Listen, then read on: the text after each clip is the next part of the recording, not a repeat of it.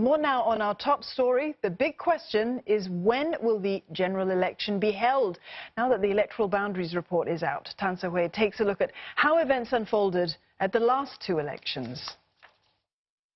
The next key event to look out for would be the dissolution of Parliament.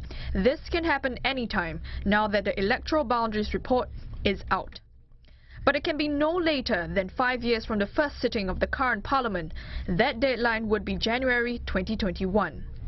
Once Parliament is dissolved, a writ of election is issued by the President on the same day. It specifies the date and place for the nomination of candidates.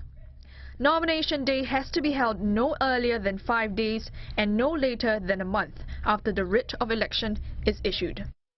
Campaigning starts on nomination day with a minimum of 9 days. Then it's followed by cooling off day, a day before Singaporeans vote. On this day, no campaigning is allowed. Polling day must be held no more than 56 days after nomination day. Let's take a look at the timeline for the general election in 2011 and 2015.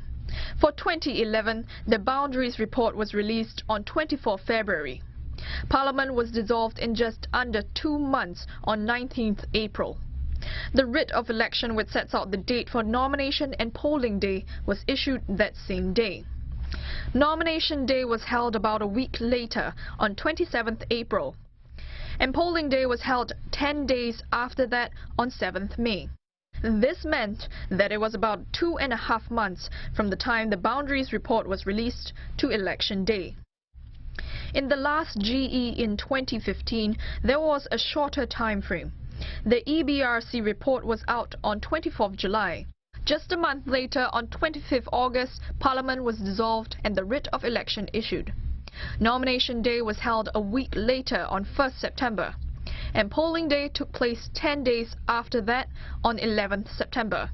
It took about a month and a half from the release of the EBRC report to polling day in 2015.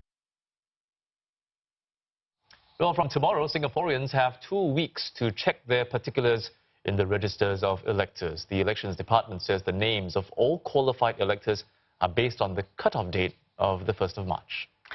There are several ways that you can do this: electronically on the Elections Department website or via the SingPass mobile app. You may also go to a community centre or visit the Elections Department. Those whose names were removed from the registers for failing to vote at a past election may apply to have their names restored. Singaporeans abroad can check their particulars at overseas missions that serve as registration centres. Those overseas who've resided in Singapore for at least 30 days between the 1st of March 2017 and the 29th of February this year may apply to register as overseas electors at a designated polling station. Those who've registered earlier will need to re-register if they meet the qualifying criteria.